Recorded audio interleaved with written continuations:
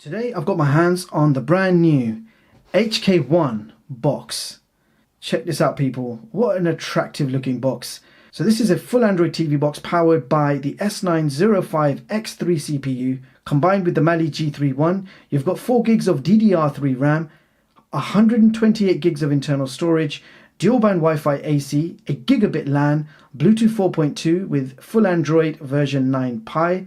This supports 4K HDR at 60 frames per second with HDMI version 2.1 and 5.1 surround sound. Now, quick look at what you get inside the box. So we have a user manual, an HDMI cable, a power adapter, and I'll quickly tell you the voltage. It's 5 watts 2A. This also comes with a standard infrared remote control powered by 2 AAA batteries. Now the box itself has this colourful, shiny finish on top with the HK1 box logo in the middle. There is nothing on the front, and on the side you have a microSD card slot with USB 3 port. You then have a USB 2 port in the corner, and then on the back you've got a Gigabit LAN, AV port, HDMI out, you've got your SPDIF audio and power socket. And on this side there is nothing, and that brings us back to the front, and this is what the bottom of the box looks like.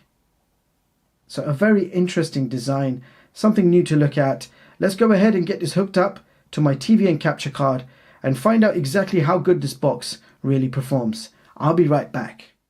So first of all, I ran a boot up speed test, and this TV box took 53 seconds to fully load the home screen from a cold start. And here is the home screen.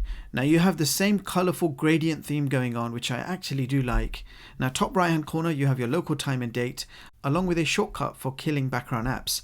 On the left you have your active connections for Wi-Fi, Bluetooth and Ethernet. Now all the icons you see are fixed shortcuts which cannot be changed, apart from the bottom row, which can be customized by hitting the plus sign and selecting your favorite apps. Now if we head over to the main settings, click on Device Preferences and check out the system storage info, you will see that this box has 128 gigs of internal storage, from which you have 116 gigs free to use. And if we have a quick look in about, you will see that we are running full Android version 9 Pi.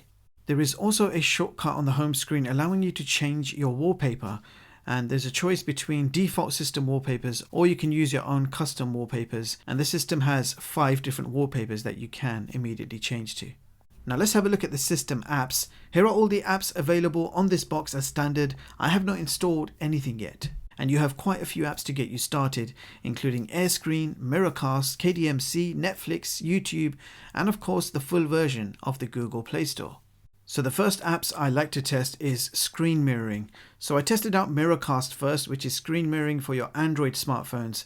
And I tested this with my P30 Pro, and it was quick and easy to connect, and it worked well with minimal lag. Now AirScreen is a free app to mirror your iOS devices. This comes pre-installed, and my iPhone screen mirrored absolutely fine with minimal lag. So this box supports screen mirroring for both Android and iOS devices.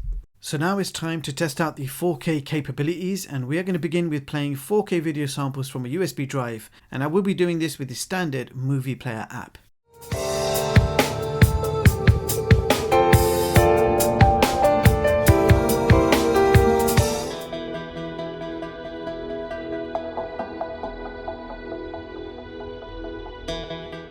So moving on to the YouTube test, you can stream a maximum resolution of 4K.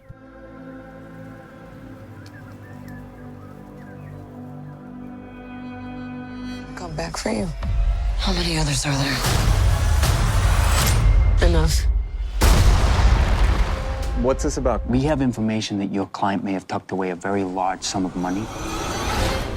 Fergus Suter, you and I are gonna make history. That's the reason I brought you here. Okay, the guy's name is Jabron. Run, Leilani! And the girl's name's actually Leilani. She's running too now. Kind of slowly, 'cause she's worried. So that brings us to the Netflix test, and the pre-installed Netflix works absolutely fine, but you are limited to a maximum of 480p. And the same does apply to Amazon Prime Video, you have 480p max. So moving on to the gaming test, beginning with Asphalt 8.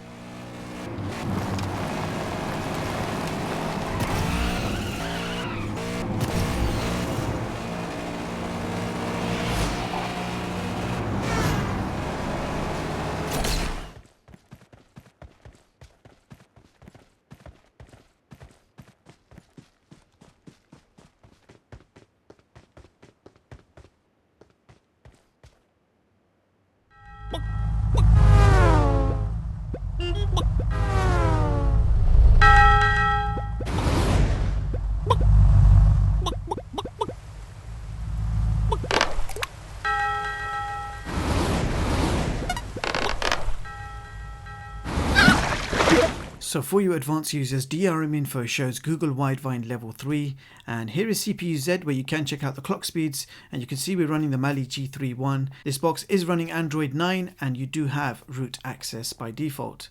And in the internal disk speed test we achieved quite low results of 42 megabytes per second read and 41 megabytes per second write. And in the Wi-Fi speed test we achieved download speeds of 59 megabits per second and upload speeds of 18 megabits per second, coming very close to our top broadband speed of 60 megabits per second. So that brings us to our benchmarks, beginning with Geekbench multi-score of 2016, and in the Antutu benchmark test we achieved 72K.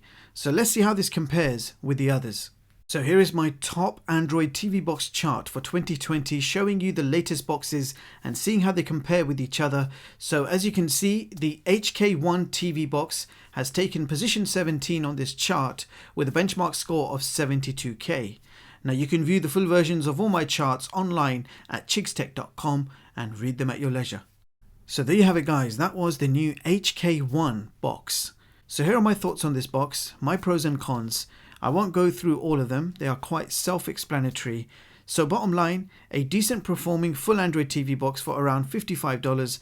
The only one to watch out for is that slow internal storage speed. Now you will not notice any slowdown during general operation, so opening, closing apps, playing games, streaming movies all work absolutely fine with no slowdown. But if you try to copy a file from an external storage to the internal storage, that's when you're going to feel that slow storage speed. Now with that being said, I will leave the links in the description so you guys can check this product out. Do let me know in the comments what you guys think of this box. Thank you so much for watching, and I'll see you guys in the next one.